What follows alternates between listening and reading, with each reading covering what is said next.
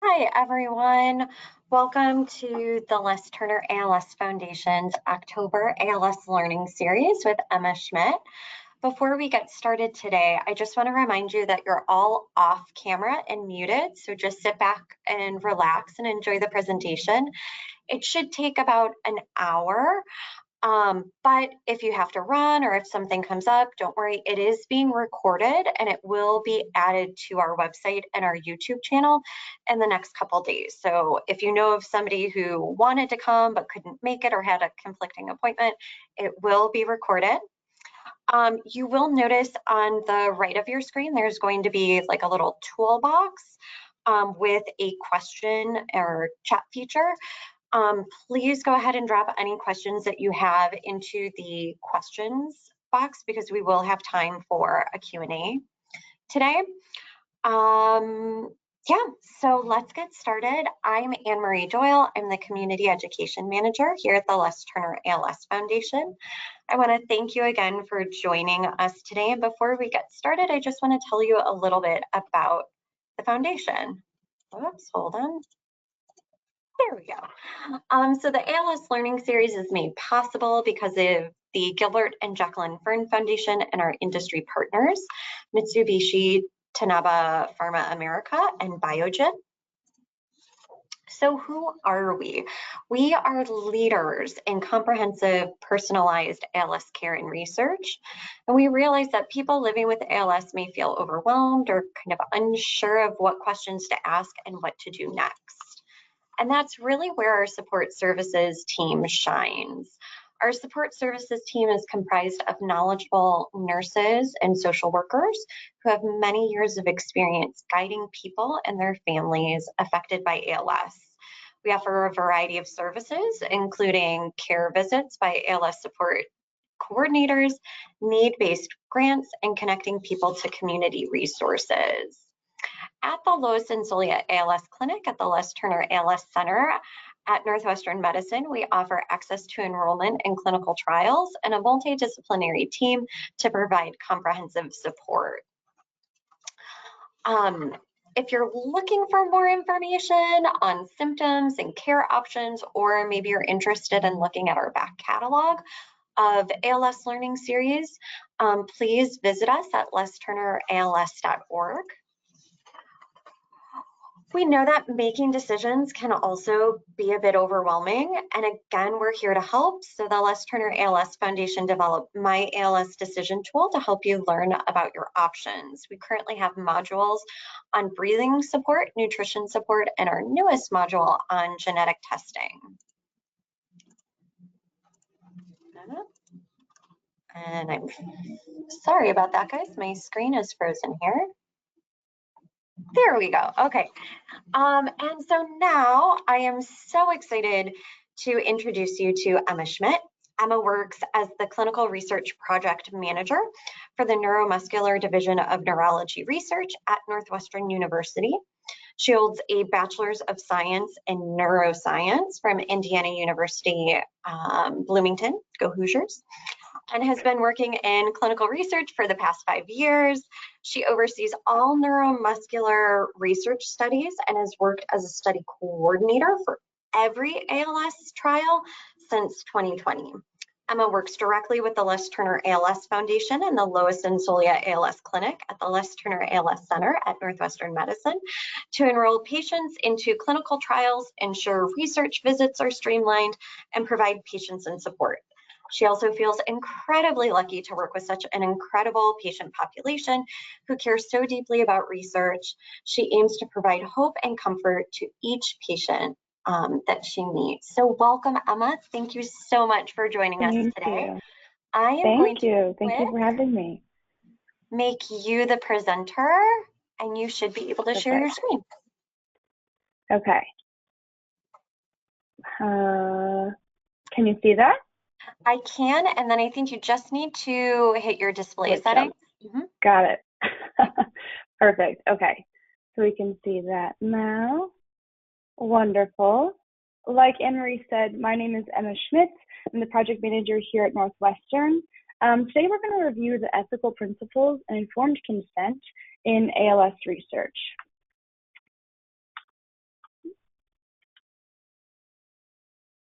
There we go. So first, we'll go over what is research, why do we do it, who is involved in research, and how do these research ethics come to be? What is the development of them? What's the history of them? Then we'll review informed consent. We'll go over the informed consent process versus the informed consent form or the actual document. We'll review aspects of informed consent, and we'll go over some tips and tricks for successful informed consenting.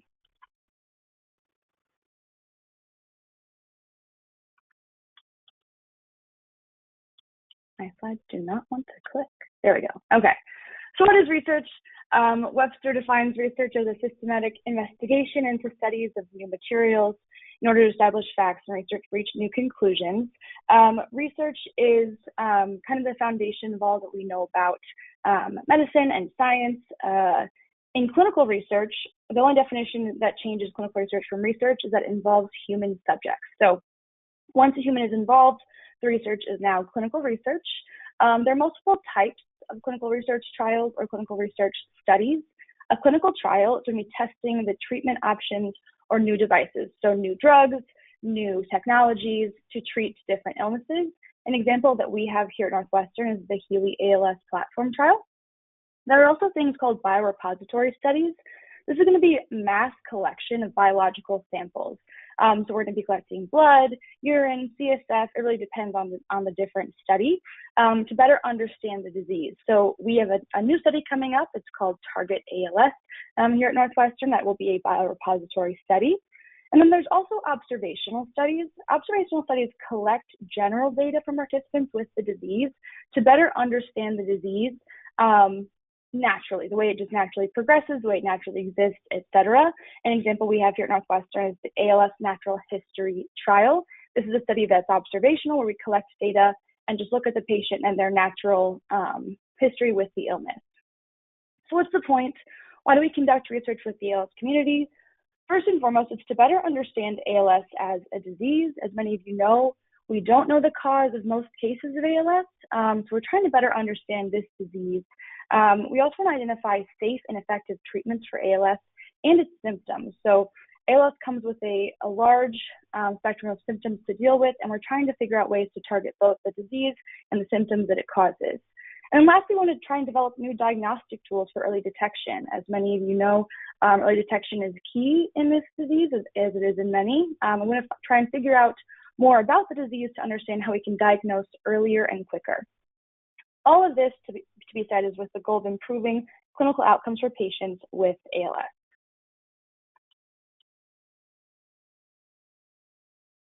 So, who is involved in research? There are a plethora of people involved in research. First, there's the scientific community, so this is going to be clinicians and researchers. This can be physicians, nurses, NPs, research coordinators, research assistants, project managers, regulatory specialists. There's a huge amount of people who work on the research side, on the scientific side of research. When it comes to industry, there are pharmaceutical companies and laboratories that are developing new drugs, new treatments, new devices, etc. There's also the government. So the National Institute of Health, the FDA, and Department of Health and Human Services in the United States, at least, oversee research. They oversee the guidelines are being followed. They provide guidance on how to conduct research. They also fund and support research on a national level. Lastly, there's going to be an ethics board for every single trial that occurs in the United States, as well as many other countries. They're reviewed by what's called an institutional review board, or an IRB. So IRBs are kind of patient advocates in the sense that they're looking at this perspective of research from a patient perspective to make sure everything's done ethically. There are not huge changes to levels of safety. The patients are aware of all things that they have alternatives to be a part of, etc. And then lastly, most important, are patients themselves and caregivers. Patients volunteer to participate in research. Once you have volunteered to participate in research, you're then considered either a human subject or research participant. So you go from a clinical patient to a research participant if you join a research study. So why do we do this? Why do we have so many rules and regulations in regards to research? Why are there so many ethical codes? Unfortunately, research has a troubled history. In 1948, the Nuremberg Code was developed. This was used to define ethical behavior in the conduct of research using human subjects after the despicable treatment of human subjects by Nazis and all the medical experiments that was done against people's consent, without their consent, while they were imprisoned, etc. Shortly after World War II, we had the Declaration of Helsinki. This is actually developed by the World Medical Association. These were ethic principles to provide to physicians or other researchers as guidance on what is considered good clinical practice for research. So every researcher that you've ever met has had to take a training course on good clinical practice, or GCP. GCP is a standard adopted by most medical associations in a variety of countries throughout the world. It is the standard by which all research has to be conducted under to ensure that the research is being done in a way that is ethical, in a way that is just, in a way that is understandable, in a way that is done with integrity, scientific integrity. In 1974, we had the National Research Act. This was passed by Congress due to the response from the U.S. Public Health Service syphilis study at Tuskegee. This was a study where Black men in Tuskegee were not told about the treatment available for syphilis, and their syphilis was allowed to develop and progress with no treatment, despite there being a treatment at the time. Patients were involved in the study, but they didn't know what the study's point was. They didn't know they weren't being treated. They didn't know all their available options. So this act and these principles have been formally adopted to ensure we protect research participants and also preserve the integrity of the science that we're collecting. Most recently, we also have Ms. Henrietta Lacks. This is not a law, but it's actually a case that just ended this year. Henrietta Lacks had cervical cancer many years ago. During a biopsy, her cells were taken without her consent to undergo research testing. Her cells lived, and they are immortal, and they become the basis for so many different vaccines, treatments. They're called HeLa cells.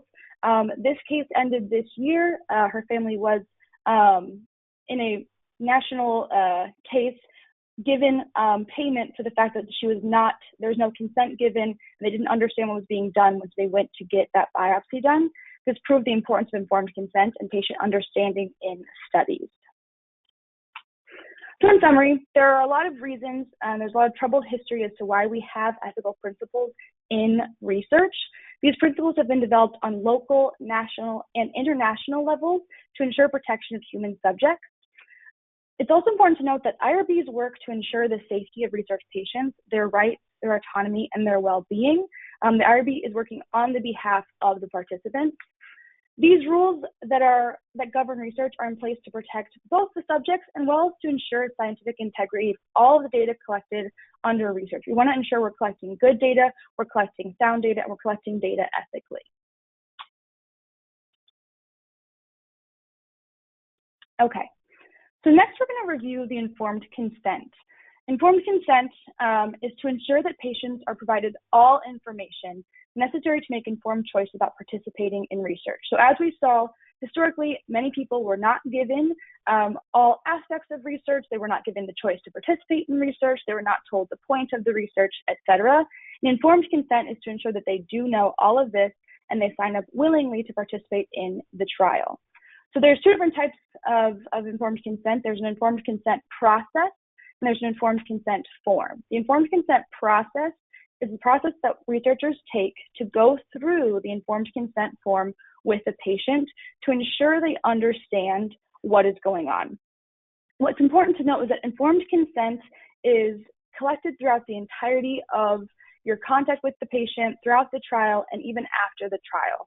So when you first contact the patient, from all the way to when you're sharing results of the study, you want to continue to inform patients about changes to the protocol, what the point of the research is, what results, if any, we have, and to ensure that they're still comfortable participating in the study. So, informed consent process. The informed consent process is a discussion. This is a discussion between the provider, the patient, the family, caregivers. It's really important to give key information about the trial to make sure the patient understands the trial and is able to provide informed consent. So It is important that it's conducted in a quiet and private room to ensure that the patient can focus solely on what's being said, what's being explained, etc. It's also important to provide adequate time to read the informed consent form.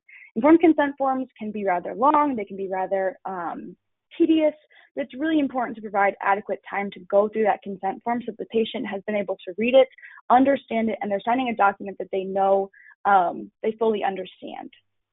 It's also important during this process to ask questions about participating in the research, whether you are the researcher conducting the informed consent or the participant signing up for the research. It's important to ask questions to make sure everything is understood, everything is in order, and that there's no major problems we foresee with consenting this patient. During the process, we're going to review the study setup, benefits, risks, and alternatives to research so that it's clear this person is volunteering and there's no coercion occurring, there's no motivation, whether it be financial or whether it be some other sort of coercive benefit. It's also important to clearly state that all research is voluntary and you are not signing away rights when signing a consent. So a consent form is not signing away any rights you have as a person, as a patient, etc. Lastly, we're going to review the schedule of events, the protocol, and optional elements so that patients know what they're signing up for when it comes to the burden of time, what kind of procedures are we going to be doing, what's the point of this, are there things that I can do, are there things that I don't have to do, etc. So they understand at every visit what's going on, what their plan is, and how the study is going to be conducted throughout the course of the trial. So the informed consent form is the actual document. So the informed consent form is a document that contains all key information about participating in research. Now, it's important that this form is written in the patient's preferred language to ensure that the patient is able to understand what the informed consent says. It's also important that the language that is used is easily understood by most people. So the consent should be in layman's terms. It should not be written in highly scientific terms. It should not be highly specialized. It should not be at a level higher than even like a 7th grade reading level to ensure that everybody understands what's going on, because we have different levels of health literacy, medical literacy, scientific literacy. We want to ensure that doesn't stop or hinder people from participating in research. We want to make sure it's accessible and understandable when you're reading that consent form. A consent form will always have signature lines for the patient, for the researcher completing the process, and sometimes for legally authorized representatives or a witness to the process. So for a multitude of reasons, potentially a patient can't sign by themselves or not able to sign due to weakness, this will have some sort of witness or legally authorized representative, LAR, sign in tandem with the researcher to ensure that it's clear that this person, whilst their signature is not on the form, did consent. I saw it. I saw that there was no coercion. I saw that they understood, and I'm here as a witness to verify their consent. It's important that all participants be given a copy of the signed informed consent form. If you are a participant and you don't get a copy, you are always allowed to ask for one. Researchers should give it to you, but sometimes it slips their minds or they're running around, so always feel free to ask for a copy. If you lose a copy, I've had this happen too, you're more than welcome to ask for another copy. So researchers will have this on hand throughout the entire course of the trial and even after the trial finishes. So you can always ask for a copy. You can ask for copies multiple times. That is completely fine. Something to know about informed consent forms is that they're always reviewed by and approved by an IRB. So if any of you are participants here who participated in a trial, you'll see that on the informed consent form, there's a stamp of some variety. It'll be on the bottom, on the top, in the corner that says, this was reviewed by XXX IRB. We reviewed it on this date. It's approved for use for this date all the way until this date. This is to ensure that informed consent is a continual process that's occurring, that we continually re-consent patients to studies. If trials are years long, we want to make sure that at least once a year, if not more, you're collecting that informed consent and ensuring the patient is still willing and able to participate in this trial completely voluntarily. So, what is discussed during the informed consent process? We're going to go into a bit more detail on what's discussed and why it's important that all of these are discussed on a thorough level so that participants can understand what they sign up for, to avoid any confusion later in the research trial, and to make sure that this is all connected and collected ethically. So first we'll go over study background. During the informed consent process, we will review the background of the study. So who is funding the study? Who is paying for this to be done? who is the sponsor, whether it be pharmaceutical, whether it be observational, whether it be a biorepository. Research is funded by somebody who is doing this one. It's also going to say who reviewed and approved the study. So there are IRBs on a local level. Northwestern has an IRB. There are also central IRBs on more national levels. There are private IRBs. So it's going to say in the document who reviewed this and who approved this, so that you know who to talk to or ask questions about this informed consent if there are any problems in the future. We're also going to review, why are you being asked to participate in this study? So why am I in particular being contacted about this trial? Why are you picking me? We're going to review why you're being selected. We're also going to go over the purpose of the study. So what's the point? What's the point of this trial? What is this trial looking at? What are this trial's endpoints? What data is going to be collected? What's going on in this trial? And I want to understand why it's happening. We're also going to go over the duration of the study. So it's important that participants understand how long they will be in the research study when they consent at the very beginning. So you don't want to sign up for a trial thinking it's going to last 6 months and it lasts 6 years, right? So it's really important during the informed consent process that the researchers talk about how long the study will take place. Even if the study, is subject to extensions, it's important to be sure to make clear that, okay, we think it's going to go for 6 months, it could go for another year based on X, Y, and Z. We're also going to go over where the study will take place. So as we discussed earlier, there is a guidance for all research called GCP, and every researcher has a certificate. What this means is that research studies are highly specific to location. So at Northwestern, you'll see that only certain people will see you for research, and only certain places in the hospital will be where we conduct that research. All those places, all those people are reported to the FDA to make sure it's clear who's conducting it, they have the correct certificates, and all the licenses are in place. So it's important to note that, if you're in Schaumburg, but the study is in Chicago, you'll have to keep coming to Chicago for that study because it is study specific. Study locations are study specific. We're also going to go over contact information. So who can I talk to about this trial? Who can I discuss this trial with? If I have questions, who can I call? If I have a problem, who do I call? And then there'll always be a 24-hour number in the consent, so we make sure it's clear that even if it's after hours, you can call somebody if there's some sort of problem, some sort of emergency, etc. So next, we're going to go over participation and responsibilities. So during the consent process, it's important to note what the responsibilities are for the participant. What do they have to physically do? What are they signing up for? Just so that it's clear and to make sure that when participants are signing up, they're aware of the responsibility off the get-go, and there's no surprise later on saying, well, we actually need you to come X amount of times. It should all be done from the beginning. So we're going to review the study design and the visit schedule. So how often are you coming in? We're also going to go over the study groups and randomization if that's applicable. So if it's a drug trial and there is a randomization within different groups or different regimens, we'll go over how that works, how randomization works, etc. We'll also define, if applicable, the placebo and study drugs, the ratio of that, how likely am I to be on placebo, how likely am I to be on study drug, etc. Well, there will always be a description of the assessments and the procedures that will be done during the study visit. So you should know from the get-go, like if I have to come in at week 4, I'm going to have a blood test, I'm going to have breathing, and I'm going to do an FRS. We're going to review the cost of participating in research. Do I get paid? Do I have to pay? What kind of costs are going into this? Is insurance involved? We're going to make sure you understand if there are any costs to this research, how those costs work, etc.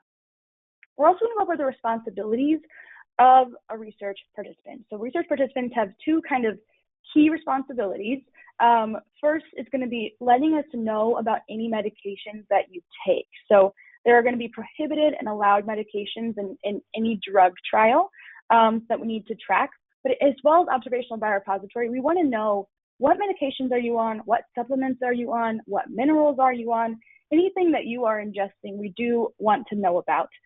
We also want to know side effects and health issues. So throughout the course of any trial, whether it be clinical trials, biorepository, observational, we want to know if you're having things going on. If you have a headache, if you have a fall, if you get a cold, we want to know about it, even if it seems like it's not relevant to the trial.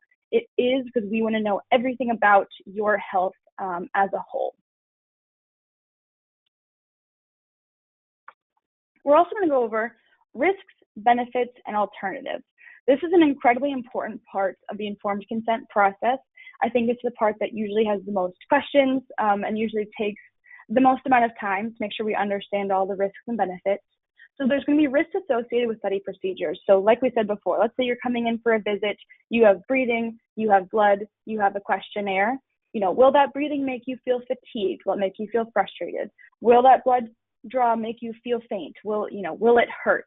Will that questionnaire make you feel upset? These are some risks that we're going to go over so you understand at each visit what your risks are with associated procedures. We're also going to go over the risks of the study intervention if there is one. So if we're looking at a study drug or study device, what are the risks associated with the study drug? How likely are they? What do I need to look out for, etc. We're also always going to go over reproductive risks, especially if it's a study drug that we're looking at. It's important to note reproductive risks for females and for males. We'll always go over important aspects of reproduction and what you need to know as a participant before you sign up. We're also going to go over potential benefits, both indirect and direct to participating. So in trials, in a clinical trial, for example, you could have the direct benefit of a potential, benefit to a symptom, right, to a symptom of the disease. But you could also have an indirect benefit of helping us better understand this disease, and that understanding helps you in the future. So there are always kind of direct and indirect benefits to a study. We're going to make sure you understand both of those. We're also going to review how to stop participating. If you want to stop, how do you do that? Because at any point, you are able to stop a trial. A trial is completely voluntary, like we've gone over. And at any point in the trial, no matter how long it's been, you're always allowed to withdraw from the trial. You're allowed to revoke your consent from the trial. And we're going to make sure you understand what happens if you choose to do so. Lastly, we're going to go over the alternatives to participating. So this is something that's based off of our ethics from before. It's important that participants know what else is available. What else could I do? You always have the option to not participate. You have options to review or look at other studies. And then we always have the option, and most importantly, we have the FDA-approved medications to start with, to take, etc. So clinical care will always come before research, so it's important that patients know what is approved to treat this disease. So lastly, we're going to kind of go over data and confidentiality.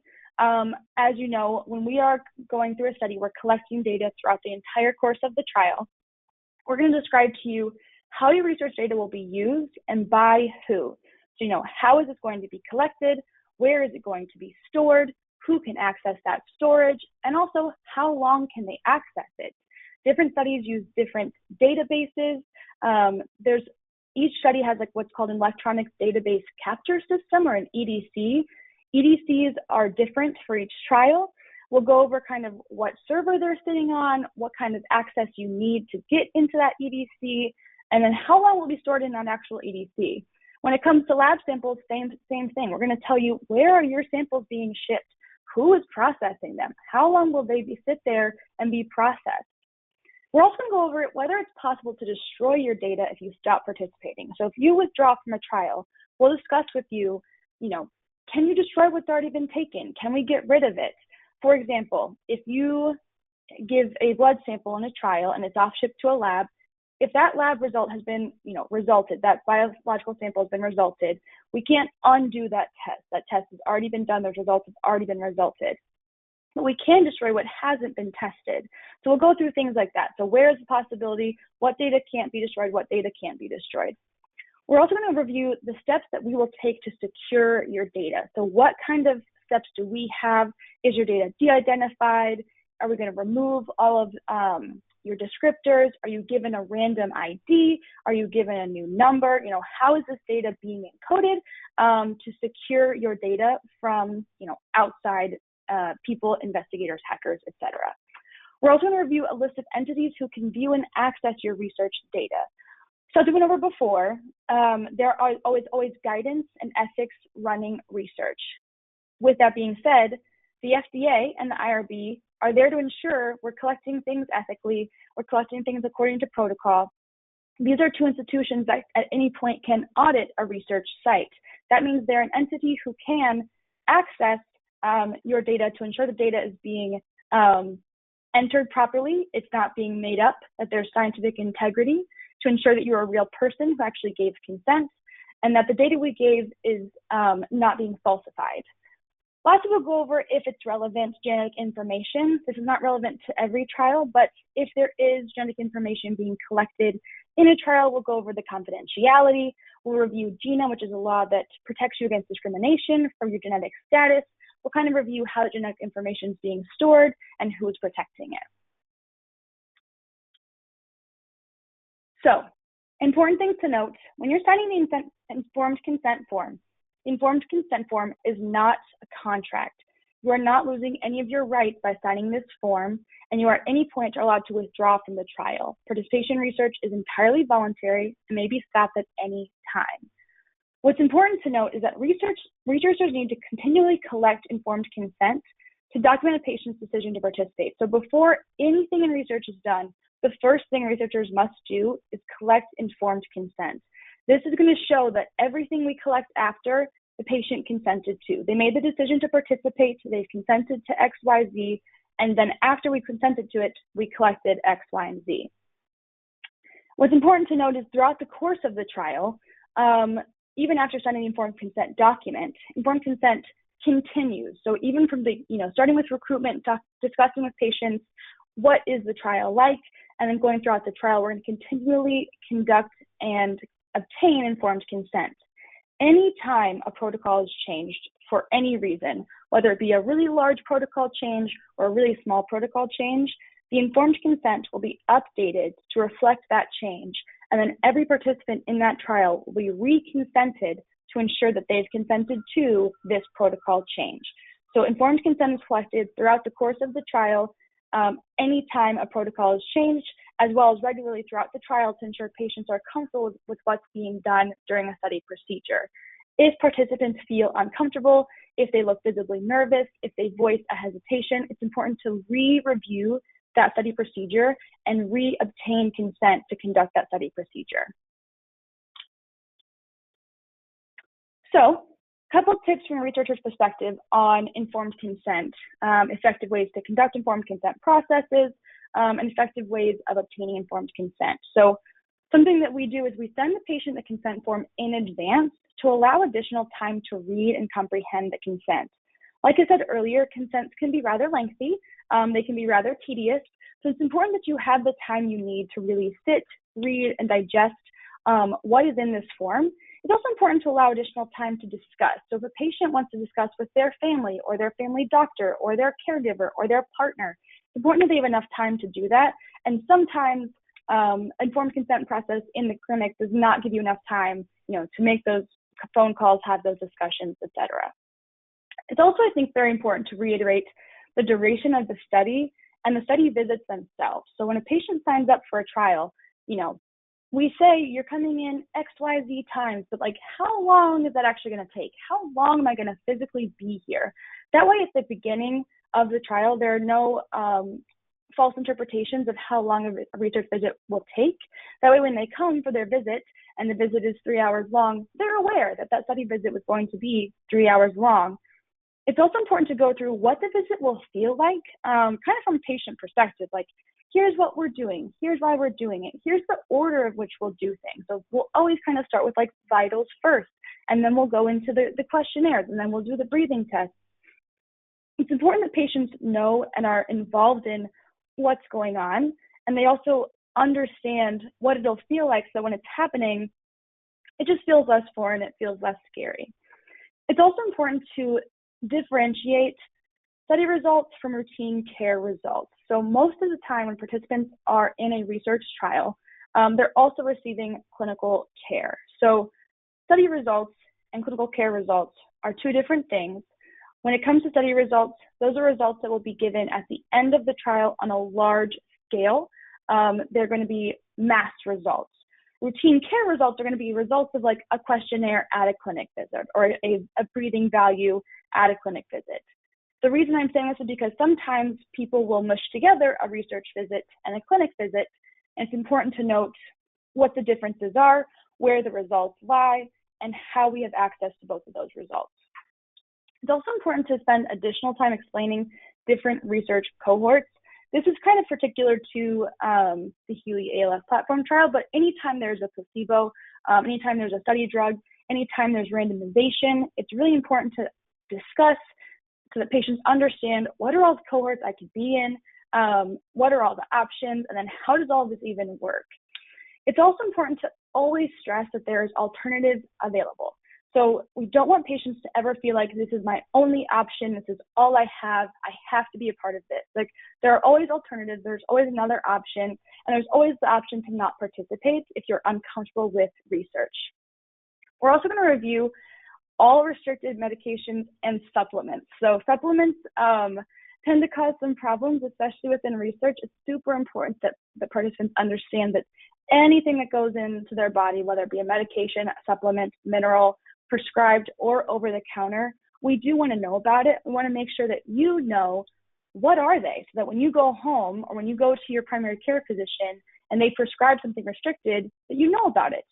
Oftentimes we will give you some sort of cheat sheet, whether it be like a little note card or a list where you can send an email listing all the things that are restricted so that patients are very clear when they leave the clinic what they're allowed to take and what they're not. It's also very important to be realistic about potential benefits. It's completely unethical to establish unrealistic expectations of the trial, unrealistic expectations about a study drug, unrealistic expectations about a device. It's very important that patients understand what are the realistic and possible potential benefits, and not what benefits do I hope for, do we hope for as a community. Lastly, it's important to differentiate between disease progression and research-related injury. So when it comes to ALS, disease progression can come in all sorts of shapes and sizes. It's important that patients be aware and participants be aware of what this progression can look like, as opposed to something that research caused or did, right? So if you take a new medication and you get a headache, it's important that you tell us about it. If you are experiencing weakness in a limb, it's important that you tell us about it. It's also important that we note that disease progression doesn't relate or correlate to research all of the time. So in summary, ethical principles in research are incredibly important. Research has a unfortunate history with not conducting ethical research. We've put up a lot of rules, acts, and codes to make sure that we've frameworked a very strict and formally curated way of conducting research that protects human rights. The informed consent, this is an important process to share information about a study, to comprehend participation, and how you indicate that you want to volunteer for a trial. Informed consent is an ongoing process throughout the course of a trial, starting from first contact all the way through study results and study sharing at the end of the trial. It's also a shared responsibility between researchers and participants. So it's important that participants engage, participants ask questions, participants are very clear with how they feel about these different procedures, and that they voice their opinions early on in the process so that we can, discuss fears, discuss questions earlier rather than later, which could cause an issue later on. And now we have some time for some questions.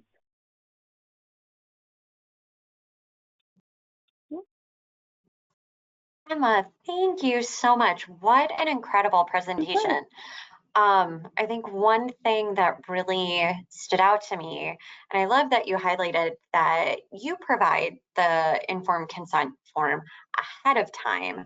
Now, if somebody is doing research at another institution, is it okay for them to ask maybe during an initial visit or maybe that screening visit, can I have a copy of the informed consent? I'd like to take it home, read it, maybe go over it with my family. Is that okay? Absolutely. I would recommend it. I think it's really important to have enough time. Obviously, our institution, we're going to do that. But if, let's say, we catch you in clinic and you're just in clinic with us and you want to take an informed consent home, we absolutely can do that. And I encourage, if you're at another institution, for you to ask for that as well. Awesome. Some other questions that had come through. So what's the most efficient way to find peer-reviewed information on previous stages of any types of research? This is a great question. So the internet is the best place to find most things, but obviously with that comes a level of awareness of false information on the internet. There are several different publications like PubMed or other academic journals that will have peer-reviewed journals and results. You can also, let's say you're looking for a specific stage of a specific study, you can Google that study and try to find peer-reviewed commentary while Googling. I would recommend you use some sort of Google Scholar if you're going to start there, but that way you can ensure that it actually was peer-reviewed and this isn't false information that you're getting. But the internet, unfortunately. In good ways and in bad ways. Yep. But yeah, and really highlighting like Google Scholar is a great extension of Google that really helps you get into the meat of Articles, research articles that are available. Another question came in just about drug development. And have we done anything to possibly hurt drug development by going with shorter placebo-controlled trials because of ethical reasons? That's an excellent question. It's probably a varied question based on different researchers and who you talk to. I personally feel like we haven't hurt research because we are still using the golden standard, which is placebo-controlled. Obviously, with a disease like ALS and many others, using a placebo is incredibly frustrating, and it feels incredibly almost insulting to be like, well, now I might not be taking anything. But the only way we can really get good results and get results that we can show statistically significant, improvement is to have a placebo control. Until we have some sort of really good natural history or some sort of other placebo matching technique, we're not there yet. We do hope to be in the future. We hope to have eventually placebo control matching one day. But for now, so long as we have placebo control studies, 6 months is an okay amount of time to gather information. The nice thing is too, many of these trials with the extensions they're putting on after the 6 months, we're still collecting data, and that data is still being compared to the baseline from that participant. So we still can get good research data from open label extensions. It's happening right now. So it's important that, we continue to collect good data and we continue to collect data even after an open label has extended, but that we can use that data too, which is nice. And I think that leads really nicely into another question. Can you describe active treatment extensions and the role they play in ALS? Yeah, that's a great question. They're very confusing. And they're oftentimes confused as like an EAP or an expanded access protocol. So an active treatment extension or an open label extension is a part of the original trial. So it's usually a phase 2 or phase 3 trial where after a 6-month placebo-controlled portion, the sponsor will provide the study drug open label, right? So we know for a fact that you are not taking placebo, we know you're taking active drug, and then we'll continue to have study visits just like we were doing before, but now we all know what you're on. Whereas during the first, 6 months of the trial or however long based on which trial you're in, we don't know what you're on. I don't know if you're on placebo. You don't know if you're on placebo. After that time, we know what you're on. This is opposed to what's an EAP or expanded access protocol where it's not the same as a trial, like a phase 2 or phase 3. We're not conducting these EAPs for primary endpoints. We're not conducting them for proof of concept, for efficacy, does it work? An EAP is more similar to what's like a compassionate use, where we're providing patients, the sponsor is providing patients with access to this medication because they think it could have a potential benefit, but they're not collecting active research data outside of safety. It's just safety data, and it's more compassionate use of that medication. That's so helpful because I know those acronyms and they sound so similar. Yes. That's There's so too many helpful acronyms in research. Yeah. differentiate. And then what are you most excited about with the current state of clinical research? I'm most excited about the increase in interest in ALS research. So I started at Northwestern in 2019. At the time, we had, I think, 6 trials, and maybe 2 or 3 were actually clinical trials looking at investigational products. We now have like over 15. We have almost 20 trials looking at ALS, and then we have almost 30 in neuromuscular in general. There's been a huge boom and increase in interest from multiple different pharmaceutical companies. The NIH and the FDA are really invested in investing in ALS research. So there's a lot more funding, which unfortunately, funding does drive research. So the more funding we get, the better. And there's been a huge boom in funding and just in the past couple of years. That's remarkable to hear. Just in those last couple of years, more than doubling the ongoing studies. Which also kind of makes me think about the Healy platform trial that you mentioned, that you're part of one of the platforms, right? Can you talk a little bit more about just a platform trial and how unique it is to the ALS community and kind of the benefits that we're seeing? Oh, yeah. So the Healy ALS platform trial is the first platform trial within ALS. A platform trial just means studying multiple different drugs under the same protocol. When it comes to studies, starting a study takes months, if not years. It's a long time, and we are aware, the scientific community is aware that ALS patients don't have that kind of time to just sit and wait for a trial. So what the Healy Institute did is that they made a large master protocol, and then different pharmaceutical companies are allowed to test their drug under this protocol. So each drug has a different regimen. We have regimens A all the way through G. We're currently on F and G. This is a way of just testing products faster. It's actually the model that cancer uses and used. It's why they've had such success with kind of mass production of drugs and figuring out things that work. So that's kind of the goal of the platform trial, is to have a quicker turnover of study drug results. So we've had 7 different regimens in the last 3 years.